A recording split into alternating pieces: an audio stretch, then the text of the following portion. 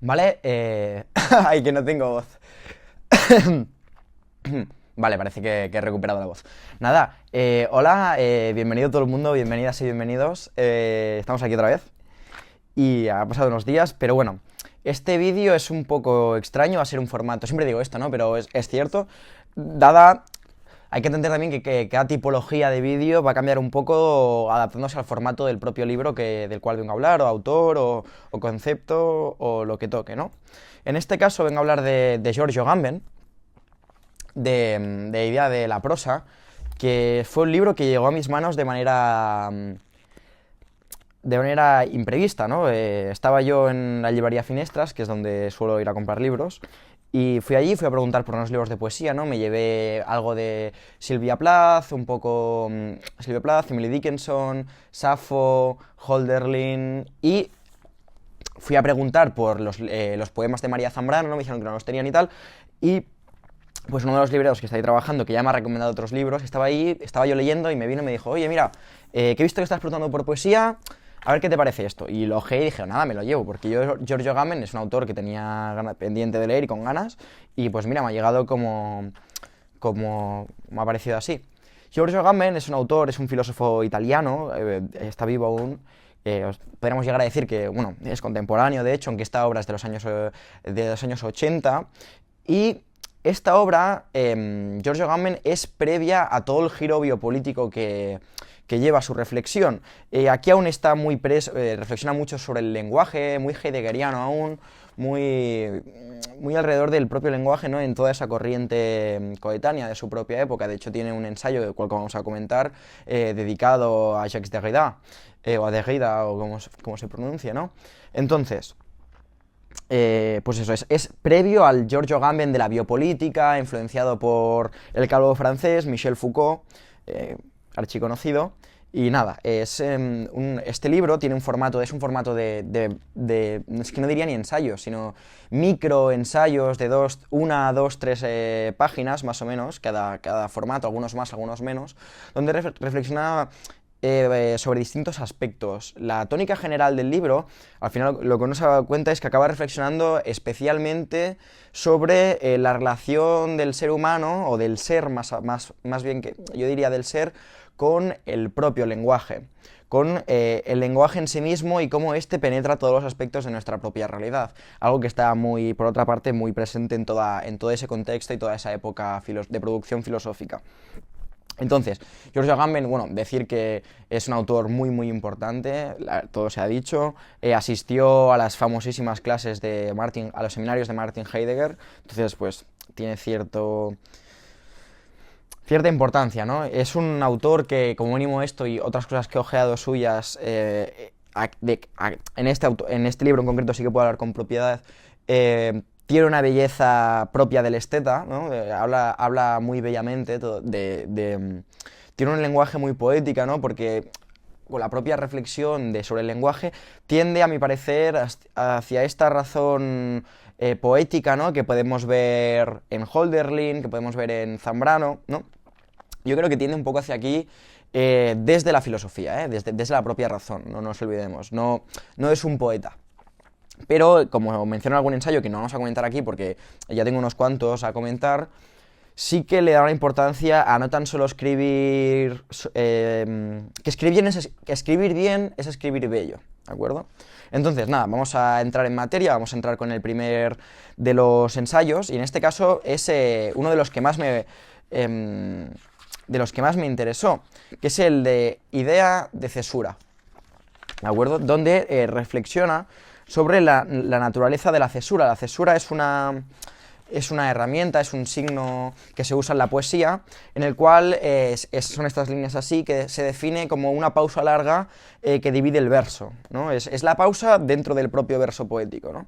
Entonces, Agamben reflexiona sobre el papel que tiene la propia cesura en la poesía. Entonces, bueno, vamos a empezar a comentar un poco. Empieza en este microensayo, nada, ¿veis? Como es de 3 páginas, literalmente, 2 páginas y media, donde empieza reflexionando y explicando una historia, ¿no? Como nos dice Agamben. Esto lo voy a decir bastante, voy a ir comentando lo que escribe, como es breve, da pie a comentar. Nos dice Agamben: El caballo en el que viaja el poeta es, según una antigua tradición exegética del Apocalipsis de Juan, de la Biblia, el elemento sonoro y vocal del lenguaje.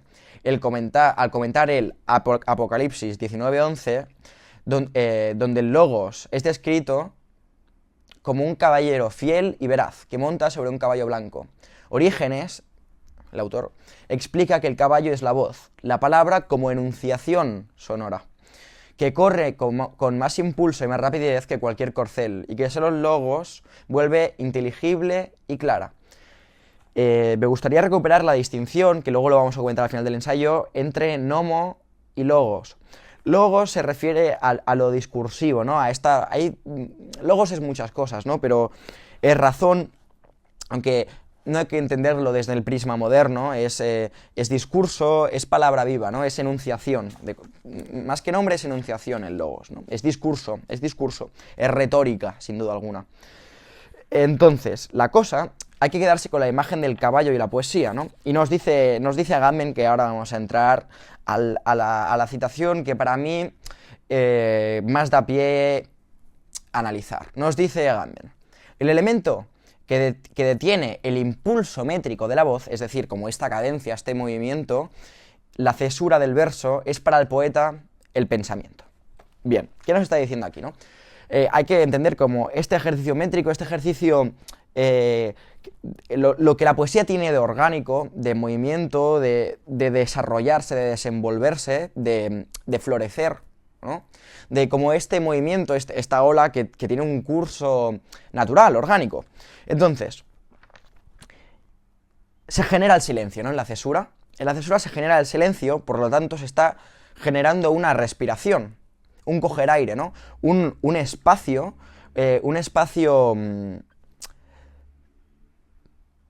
semántico, un espacio donde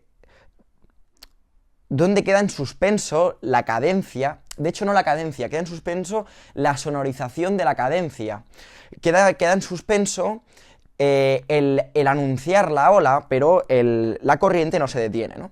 Entonces, podríamos decir que es una pausa germinal, por tanto creadora, ¿no? Pues esta pausa lleva en sí el germen de la cadencia, que permite la creación de horizontes cromáticos, permite la creación de un nuevo horizonte, permite alzar la cabeza, ¿no? Ante todo, o sea, esta pausa, permite el pensamiento por eso mismo, ¿no? Porque es un darse cuenta de, ¿no? Esta pausa, ante todo, es un darse cuenta de. Entonces, Agamben continúa y nos dice: como para darle a la pausa la consistencia épica de un intersticio intemporal entre dos instantes, que suspende el gesto por la mitad. Entonces, el concepto de instante, concepto complicado, peligroso, ¿no? Si nos remitemos a Nietzsche, al Zaratustra y demás, el instante será eso que sucede entre la eternidad del pasado y la eternidad del futuro, ¿no? Entre esas dos puertas que tienen un camino eterno. Entonces, este instante, que es ante todo, a mi parecer, suspensión de tiempo, aquí yo creo que cabría interpretarlo como la suspensión, la epogé del logos, que permite a este propio logos germinar, ¿no? Es esa pausa para permitir el riego y que la semilla no quede ahogada. O sea, esta pausa entre dos instantes es la suspensión del discurso que nombra a la cadencia del ser, ¿no? Pero no hay una supresión. Este espacio entre los dos instantes es de carácter enunciativo del logos, descriptivo, ¿no? No es de carácter ontológico del ser, ¿no? Entonces, continuamos. ¿Qué piensa en esta cesura que hace detenerse al caballo del verso, ¿no? Porque la imagen del caballo. Entonces cita a Hölderlin, a Hölderlin, el poeta de los poetas, ¿no? Y nos dice Hölderlin: el transporte trágico, en efecto, es vacío y el más libre. Por esto, en la secuencia rítmica de las representaciones, en la cual se expone el transporte, se hace necesario aquello que en el metro se llama cesura, la pura palabra, la interrupción contrarrítmica, para hacer frente en su cumbre a la arrebatadora alternancia de las representaciones, de tal modo que entonces aparezca ya no la alternancia de la representación, sino la representación misma. Vale. Aquí hay dos ideas muy interesantes. La idea de transporte y la idea de representación, ¿no? Esta idea de transporte con el cual hemos iniciado esta reflexión, ¿no? El caballo es este medio de transporte, esta ola, la metáfora que utilicemos, la imagen más bien. Entonces, este transportar, ¿no? Te está diciendo aquí que la poesía, ante todo, es un transportar, ¿no? Es un tránsito, es una calle, es un espacio en el cual hay un suceder, ¿no? Hay un devenir. Pero la cosa es que este devenir es, para alguna manera, para hacer el paso, ¿no?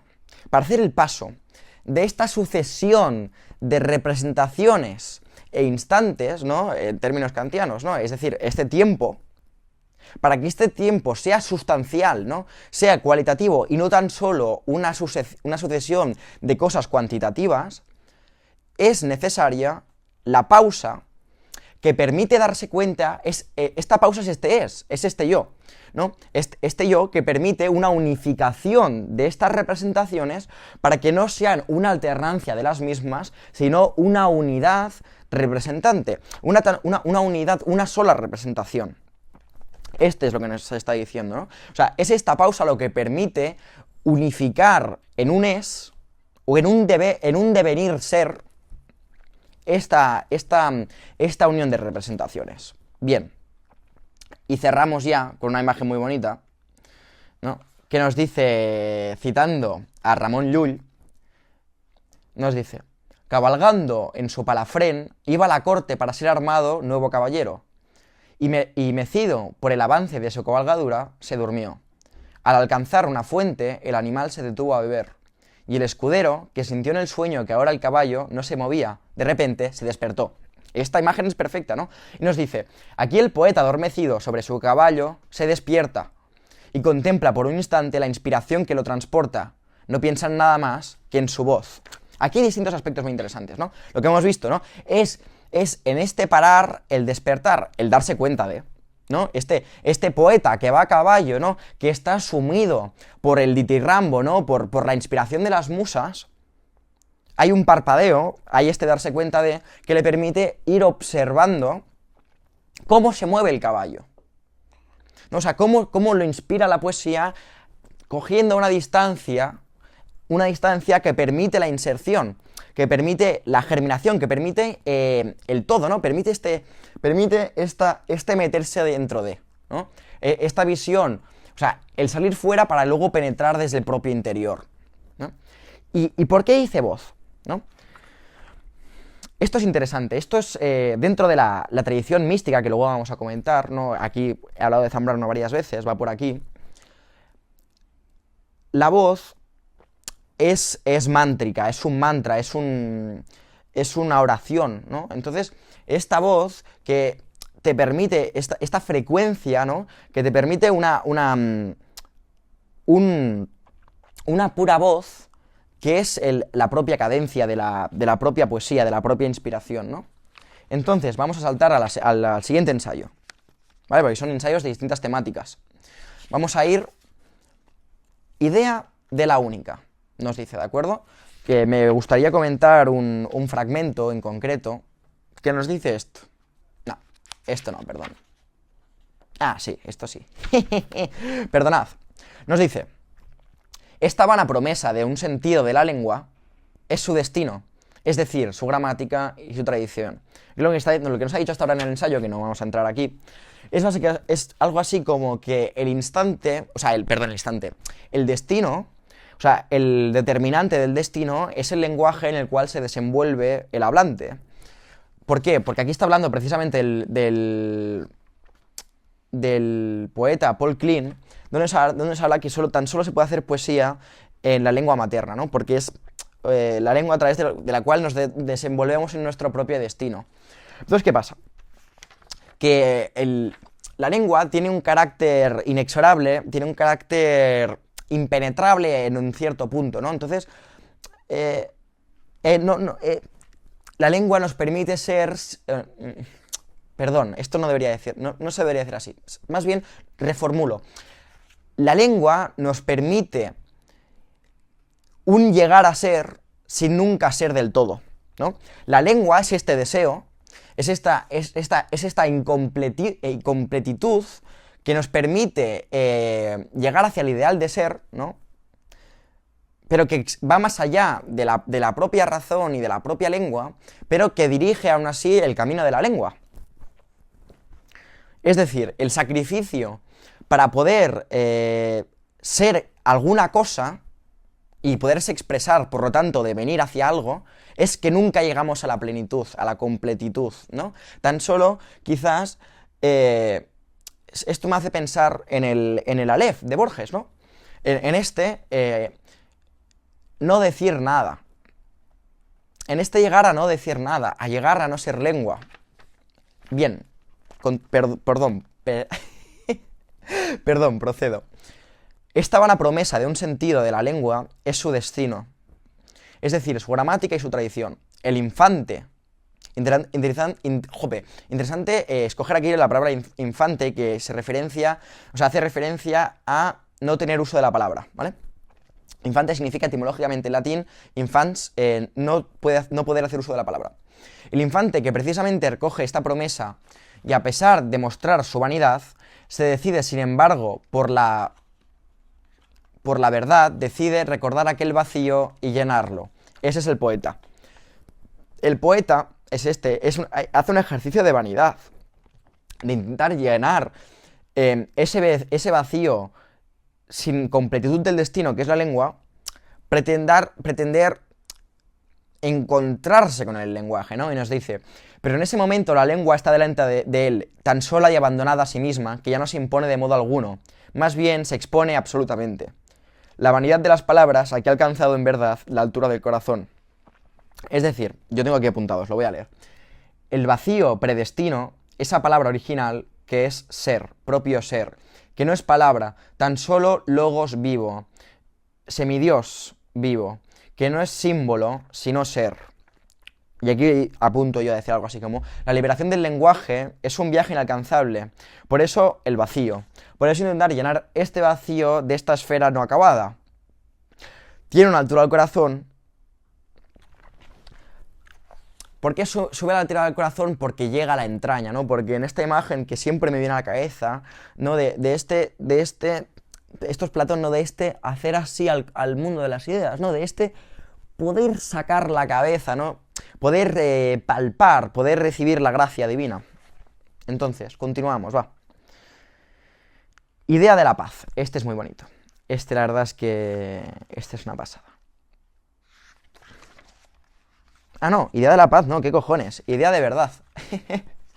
Perdonad, idea de la verdad. Por cierto, muy recomendado leer este libro. Por cierto, ¿cuánto llevo hablando? Vale, 18 minutos y no llevo ni la mitad. Me cago en todo. Bien, aquí nos habla de la verdad, del preguntarse, ¿no? Va a la tradición mística, ¿no? La lección última de toda mística, y del propio Zohar, ¿no? Que es, en la mística, ¿no? Podríamos llegar a decir algo así como, simplificando lo mucho como hace el propio Agamben, que no hay un objeto último de conocimiento supremo, ¿no? Porque la conexión mística para con Dios, es decir, este objeto último de conocimiento supremo, es inefable, es innombrable. No hay lenguaje. No hay lenguaje. Por lo tanto, no hay algo así como el conocimiento. Hay otra cosa, pero no es conocimiento, ¿de acuerdo? Nos dice que vas preguntando, no pasas del qué al cómo, hasta llegar al quién, ¿no? La pregunta que interroga al nombre, ¿quién? ¿No? ¿Quién tal? ¿Quién lo otro? ¿Quién lo cual? Entonces, ¿qué es lo interesante? Perdón. Nos dice Agamben: desde luego, cuando alcanza el límite del quién, el pensamiento ya no tiene objeto. Experimenta la ausencia de un último objeto. Pero esto no es desconsolador, nos dice Agamben. Lo realmente desconsolador sería, de veras, que el conocimiento último tuviera todavía la forma de la objetualidad. Es decir, que el conocimiento último, que algo así como el ser, fuera un objeto. Sería deprimente. Sería algo cerrado. Sería algo estanco. Sería artificioso incluso, ¿no? No correspondería a la entraña, correspondería a la probeta, correspondería a la luz de laboratorio, a la bata blanca, ¿no? Pero no correspondería a algo trascendente y constituyente del ser, ¿no? Aquí se pueden ver mis tendencias de la herida metafísica, pero bueno, el caso. Nos dice Agamben: toda verdad última que pudiera ser formulada por medio de un discurso objetivante, aunque fuera también en apariencia feliz, tendría a la fuerza por destino el carácter de una condena, de un estar condenados a la verdad. Es decir, si existe este destino que es objeto, estamos condenados a tan solo eso y nada más. O sea, no es diverso, no es una... es homogeneidad, es muerte, ¿no? De la vida. Entonces, aquí me gusta mucho lo que pretende Agamben, que pretende como unificar, como reconciliar el objeto con el sujeto, y saca Nietzsche. Y saca al eterno retorno. ¿Por qué? Nos dice: es de este pensamiento que Friedrich Nietzsche intentó salvarse a través de la idea del eterno retorno, a través del sí dicho en el instante más atroz, cuando la verdad parece cerrarse para siempre en un mundo de cosas. El eterno retorno es, de hecho, una última cosa, pero a la vez también la imposibilidad de una última cosa. La repetición eterna del cerrarse de la verdad en un estado de cosas es, en cuanto a repetición, también la imposibilidad de esta clausura. Amor fati. Bien.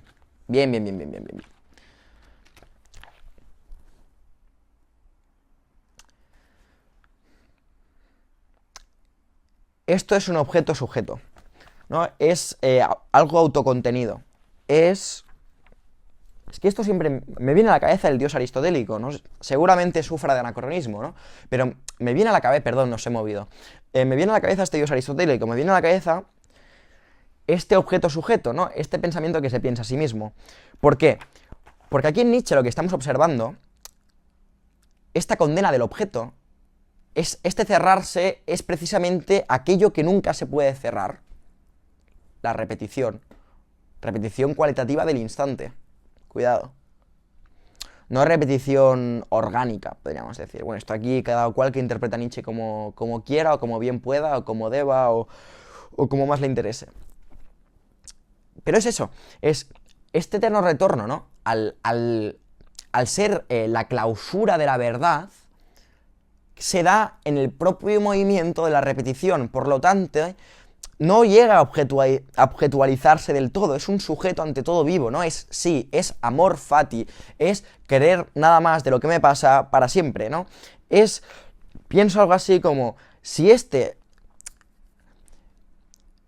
espíritu, ¿no?, de Hegel no tuviera quizás este fin de la historia, me estoy dando el triple aquí, si no se cerrase, como algunos dicen que no hace, de hecho, iría por aquí, ¿no?, en esta eterna repetición que no es esfera sino espiral. Bien.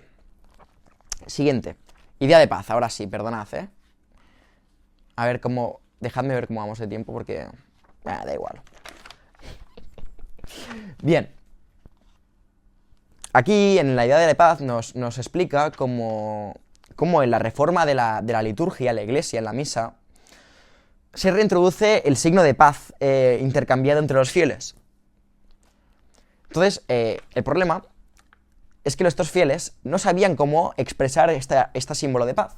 Entonces, utilizaron un gesto que ya estaba presente, que no acaba de significar nada, ¿Qué es darse la mano? Darse la mano, ¿no? Darse la mano.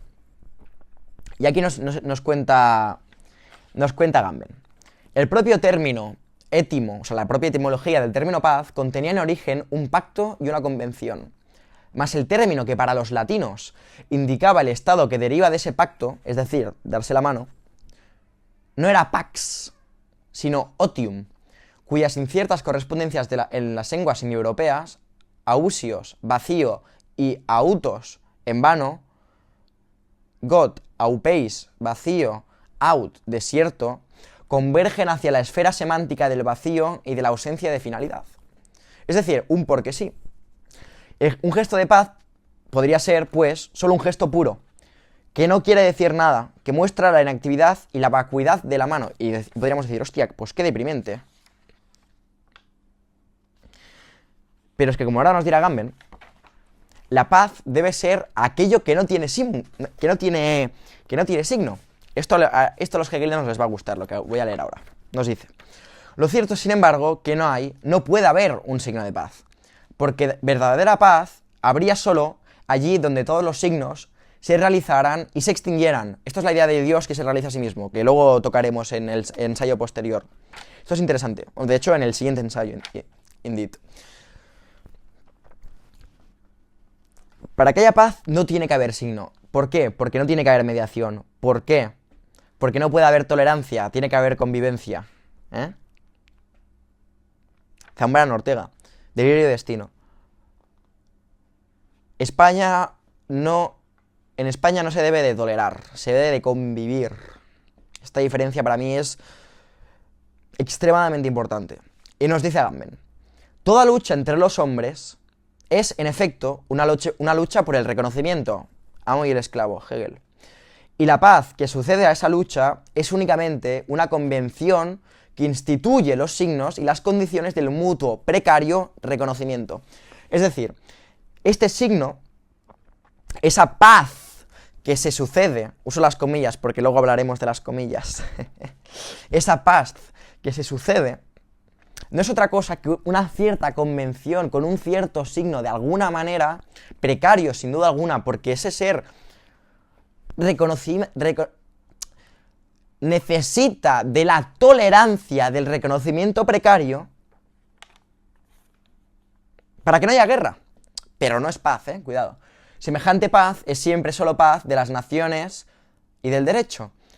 Ficción del reconocimiento de una identidad del lenguaje que proviene de la guerra y desembocará en la guerra. ¿Por qué es precario? Porque nunca se da este reconocimiento pleno. Y entonces la gracia es no la apelación a signos e imágenes afianzados, sino al hecho de que en ella no puede reconocerse ningún signo y ninguna imagen. Eso es la paz. Eso es el paraíso. Esto lo digo yo. O si se prefiere, esa alegría que es más antigua que la paz y que una admirable parábola franciscana define como una estancia nocturna, paciente, despegada en el no reconocimiento. Es ella, el cielo perfectamente vacío de la humanidad, la exposición de la inapariencia como única patria de los hombres. ¿Por qué nos dice esto?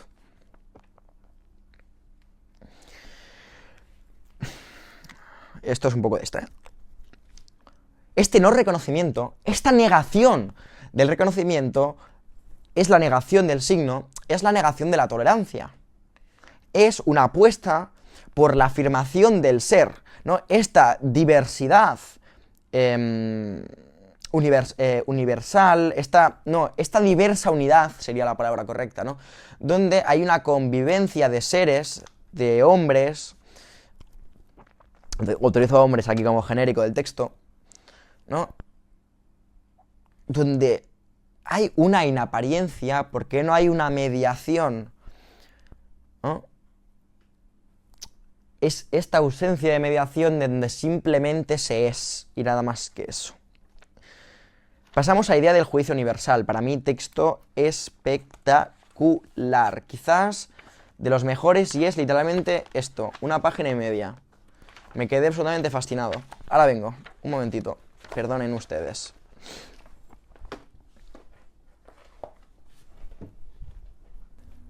Ya estamos de vuelta. Perfecto. Vamos a ir a la idea de juicio universal. ¿Por qué es tremendo este texto? Es que lo tengo que explicar un poco, porque es que si no esto pierde mucho. Dedicado a Elsa Morante, por cierto. Nos dice Agamben. Es que esto es increíble. Es que esto es espectacular. Este texto es brutal, de verdad, nos dice. Las almas de los hombres se unen desde todas partes en la corte de justicia, pero la jaula de los imputados ya está ocupada. Es decir, llegan todas las almas de los hombres, tucutú, a una corte de justicia, a corte de justicia, joder. Pero el sitio del imputado ya está ocupado, ¿no? Y dice, son conducidas para que tomen asiento en el palco de los jurados o en grupo ruidosamente ocupan sus lugares en la platea del público. Es decir, están ahí observando. Están observando, ¿de acuerdo? Cuando el tañido de una campanilla que anuncia el ingreso de la corte, el imputado, que mientras tanto a hurtadilla se ha puesto el birrete y la toga, sube rápidamente, presuroso, al escaño de juez.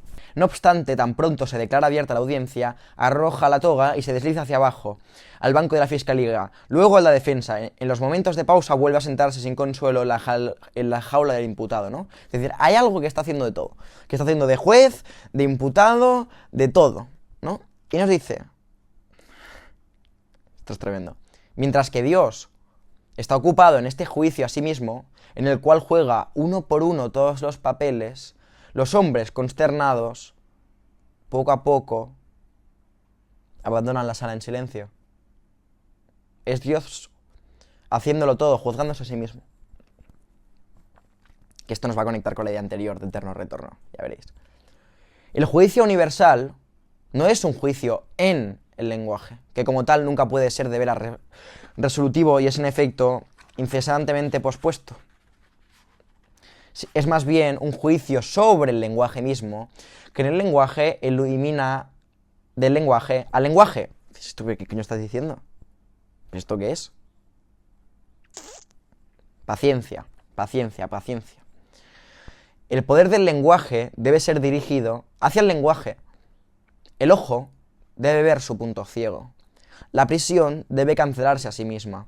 Solo de esa manera los prisioneros podrán salir. ¿Qué nos está diciendo aquí? Pues que el superarse es desde sí mismo. Siempre. Es resolver la propia contradicción desde sí para sí.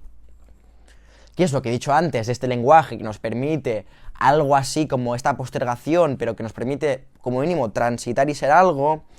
Este eterno retorno, ¿no? Que está cerrado en sí mismo, pero es movimiento, es a la vez algo, es devenir mientras está cerrado. Esto veis por dónde van los tiros, ¿no? Es un vengo de mí mismo y voy hacia mí mismo. Alfa y omega, Dios. Por eso es Dios. Porque para ser todo tiene que ser el movimiento de sí para sí. Voy de mí, voy hacia mí. ¿No? Esto es tremendo. O sea, es ante todo esto, pero continuamos. Es que esto es tremendo, cada cual es mejor que el anterior. En alguna parte, en esta sala ya decrépita, de los escaños mohosos, en los cuales las velas están chorreadas de cera en cuyas esquinas se han formado enormes telas de araña, el juicio de Dios consigo mismo continúa todavía uroboros, instante perpetuado, de cambio sobre sí para sí, se externaliza interiorizándose. El Dios que se piensa, esto es Dios, sale hacia afuera interiorizándose. Es que todo está relacionado, como veis. Y cierra, que esto es tremendo. Sin embargo, se trata solo de una ilustración a colores de un libro infantil cuyo título es Lisette Palomile, los 7 pichones. ¿Qué nos está diciendo aquí?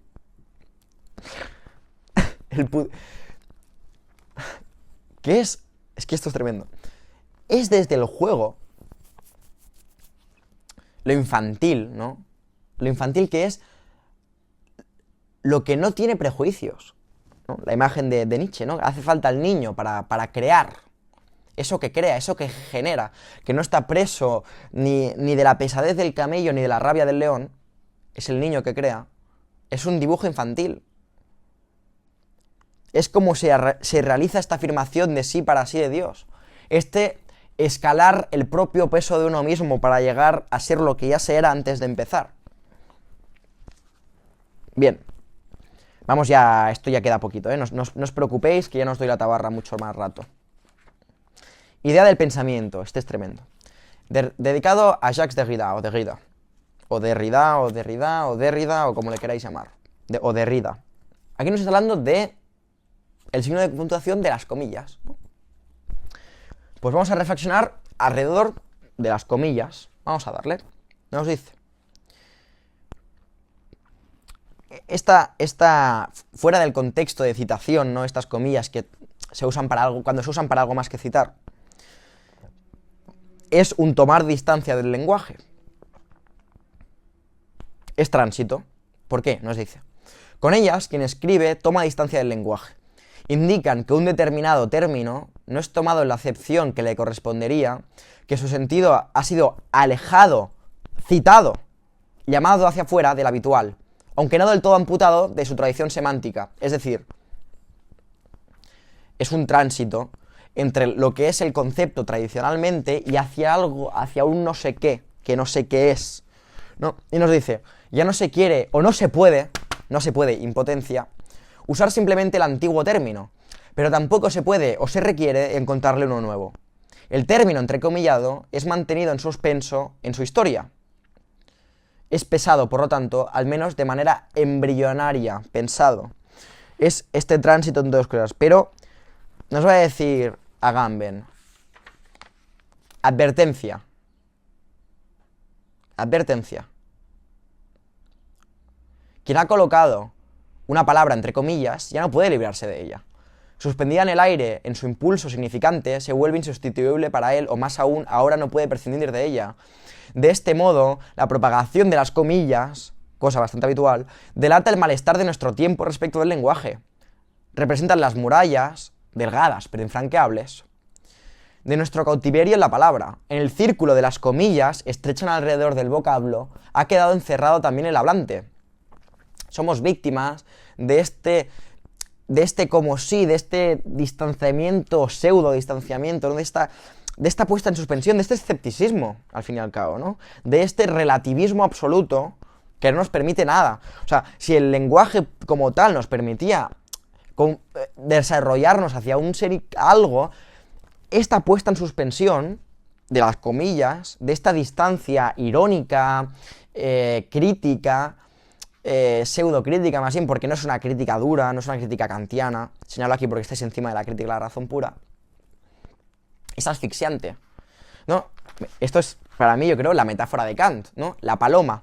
Utiliza Kant en la KRV, en la crítica de la razón pura, una metáfora en la cual, pues básicamente, la paloma, hay una paloma volando, ¿no?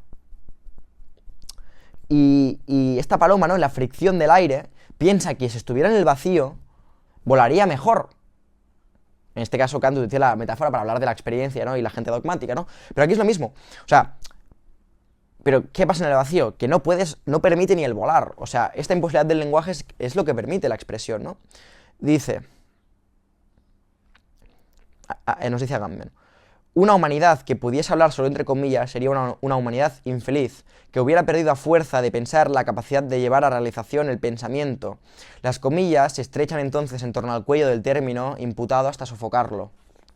Y aquí reivindica de Isidoro de Sevilla el uso de la coma como pausa de la respiración. Y yo tengo aquí escrito: el concepto encerrado en un vacío sugerente, en un excesivo como si, todo está en Kant, en un excesivo como si, que no deja ser.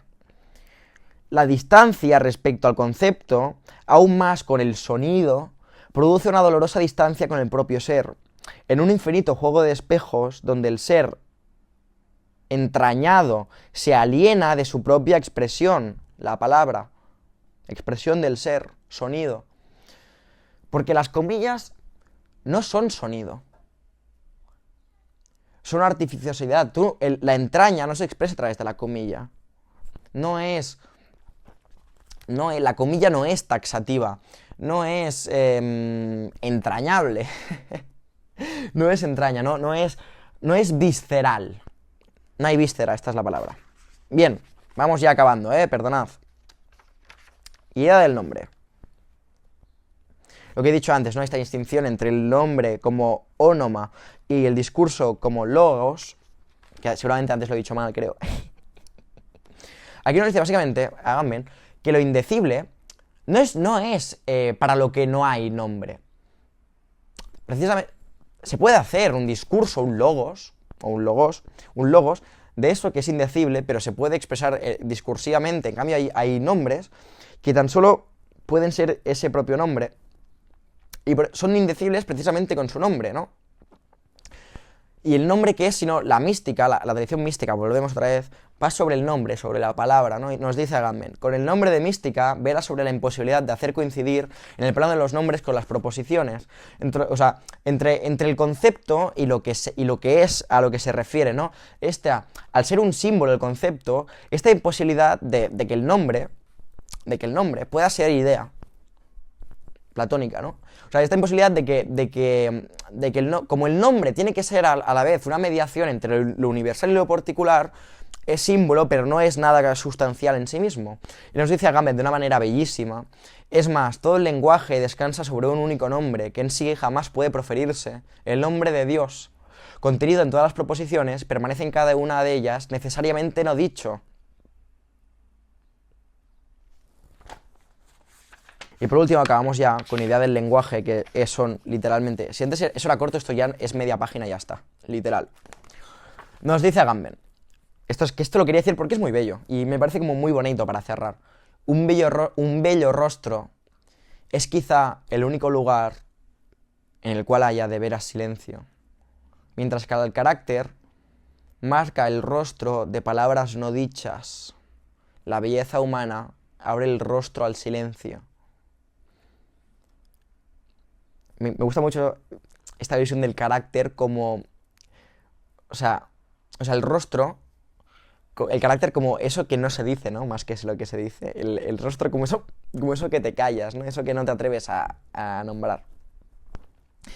Pero ¿qué es este silencio? El silencio que aquí sucede no es simplemente suspensión del discurso, sino silencio de la palabra misma. El devenir visible de la palabra, idea del lenguaje. Por esto, en el silencio del rostro del hombre, está verdaderamente en casa. Es un espacio lleno. Volvemos. Silencio, ¿no? Suspensión. Está todo conectado este libro. Es un espacio lleno. Es un ser. No hay mediación simbólica. Tan solo hay el rostro, ¿no? Es una... No reconocimiento. No es la negación de la negación del reconocimiento. Es este reconocimiento que como es silencio puro, es el espacio del lenguaje, es plenitud, es un reconocimiento que es realmente, se reconoce en el rostro bello, precisamente porque no hay reconocimiento, porque no hay mediación. Es, simplemente es, por eso enmudeces. ¿No? Y me gustaría cerrar ya. Solo el hombre logra interrumpir en la palabra la lengua infinita de la naturaleza y situarse por un instante frente a las cosas mudas. Bueno, con esta calma, con esta tranquilidad anímica, me parece correcto cerrar el vídeo, ¿vale? Así que nada, cuidaos mucho, un besazo enorme y chao, chao.